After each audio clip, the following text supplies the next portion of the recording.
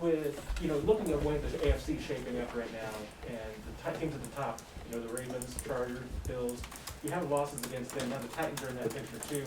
Does this game have a bigger importance and more magnitude, considering the way the season's gone to this point? I think every week's extremely important. Obviously, we haven't won those games early in the season, but you treat each week like its own thing. And the Titans are obviously a really good football team. I think everybody knows that. We've had some history with them playing against them, and they beat us, and we beat them. So we know that they're going to come in and battle. And so we're excited for the challenge of getting to play them at their home stadium, playing against a really good football team. Patrick, in the second half, for lack of better terms, you finally seem to find yourself again in what we're used to seeing. Upon your film study, what do you think maybe made the difference there? Yeah, I think as an offensive, but especially me, just stop hurting myself. Just kind of stay within the reads, stay true to the reads, and then when it broke down, got out of the pocket and try to make some plays happen. But just pretty much just staying true to who I am and not trying to do too much, and kind of relied on the other guys to make plays, and they did. Patrick, the last time you guys were in Tennessee, obviously the end of the game didn't go well. That was the last game you lost that year in 2019. Could you sense maybe what led to sort of a turnaround after that game? We kind of like this year. We kind of had our backs against the wall. We kind of had to start winning games at that point, I believe. It was kind of a close division race. We wanted to win the AFC West first off, and similar situation now. We're going in there knowing that it's a tight race, the whole AFC, not just the AFC West, and so we're playing the Titans are coming off a big win and have played great this season, so it'll be a great challenge for us. You just feel like with what you guys have been through that backs against the wall feeling leads to your guys' best? Yeah, I think it's just we get the best out of each other every single day at practice. You have to go in with that mindset of we have to get better and better. Obviously we want to win every single week. We want to win every single day, but you have to get better and better in order to be where you want to be at the end of the season. And we're going to play another great football team early in the schedule, so I'm excited for the guys to see where we've kind of what we've become as the season's going on. You made Come On Man. You saw that, right? I didn't see it, no, but I figured it'd be there. You did. You called it. Hey, you saw Tyron get upset there toward the end of the first half in Washington. Have you come across many guys with his brand of passion? No. It's special, but that's what makes him so great. I think he said it after the game, but I love that. It really brings the best out of everybody to see that passion. I think you saw that with Tyreek in the second half for us. He came in and you have that energy. It's infectious on the whole team. And we know Tyron loves football. He's not mad because he's blaming someone. He's mad because he wants everyone to be great, and I think that gets the best out of everybody. Has he kind of let loose like that before? I would say a little in similar ways.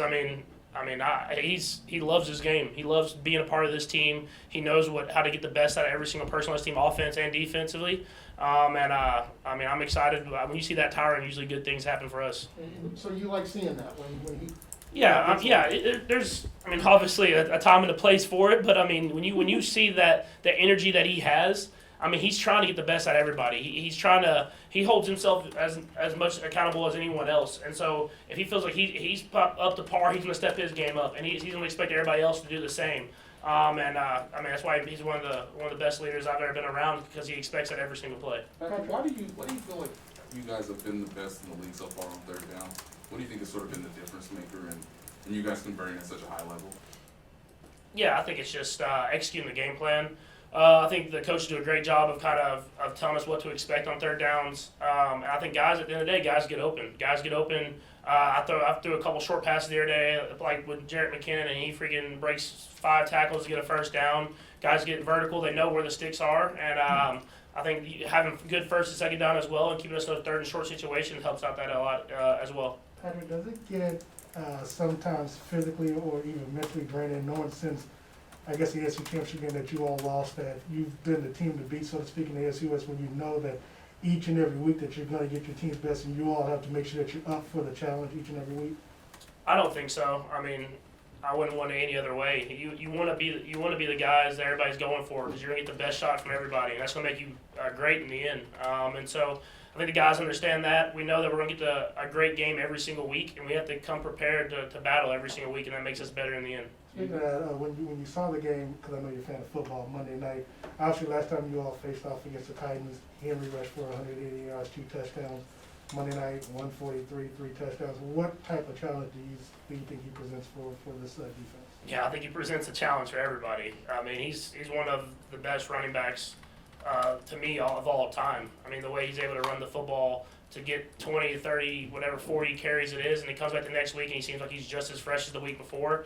He's a special talent who works his tail off to be who he is, and so we understand it's going to be a great challenge for any defense to stop him, but we're going to try to do the best we can at limit him as much as possible. Patrick, in the film room of the interception that you threw, do you watch that play? Do you already know that, hey, I already know what went wrong on this play? Yeah, I mean, all you can pretty much do is laugh about it. I mean, there's no excuse you're gonna make. There's no rhyme or reason of why it happened. You just kind of have to just move on to the next play. And I think that's what I did on the football field as well. Is just you can't go back and dwell on it. I mean, it happened. It'll be shown for a long time, but you gotta have to just kind of move on to the next play, and at least I'll be able to say we won the football game after that. So not too dwell on it, but did you actually watch that play in the film room? Does that actually come up? Oh yeah, I watched it. Everybody started laughing. I mean, that's pretty much all you could, including myself. Well, Patrick, to that point, I know it's kind of similar to the Baltimore thing. I know I asked you after the game. I think it was third down, and this was third down when you threw the interception. Do you think, I guess, sometimes it's better just take the sack versus, or at least try to take the sack versus throwing the football and having an interception take place? Yeah, especially in that situation. I mean, in the half, all we were saying before the drive was get points. I mean, obviously we want to score touchdowns, but we need to get points. We could have tied the football game. We have one of the best kickers in the league. He would have easily been in range. So just being smart and knowing that, taking the points and not trying to press, get the touchdown, and then move on to the next half. With everything that has gone on this season, when you do rewatch the film, or maybe even notice it on Sunday, but for a guy that's been a veteran like Mike Rimmers to come in and just what did you see in the game, and what made him sort of effective when you rewatched everything? Yeah, I mean, you see he battles. I mean, I think that's the biggest thing is he's played a lot of different spots for us, but for other teams as well, and been in a lot of big games. So he knows what it takes. He knows how to get in there and battle, help bring those young guys along as well, and be kind of a leader on that side of the line for us. So I mean, it's definitely a guy that I'm glad that we have on our team, and that we have that depth that he can just step right in and play really good football. Patrick, you had the third down on Sunday where you hit Trav with a shovel pass when you were going one way and hit him the other way. I know you guys practice the scramble drills, but how do you explain that chemistry that you guys have where he knows that he needs to be ready for that? Yeah, I think he knows he just to get to the open space, and I think that's what he was doing there. They actually were kind of running a little double coverage type thing on top, over the top of him, so he stopped and then broke back out. I broke back in, and I was running to the left, and I didn't think had enough time to get my arm all the way around, so I just put it out there. And usually when it's in his area, he brings it in, and he got a big first down for us. Go ahead, Ryan. Patrick, Andy described the feeling at halftime the other day as maybe as sort of a enough is enough feeling. And was that something you felt? And if so, how did that look in the room, and how did it take form? Yeah, I mean, I think you felt that just from the locker room. There was nothing really said. I mean, it was really just, hey, we gotta play. I mean, if we lost that game, we were gonna be in really bad shape, and we're still not where we want to be at right now.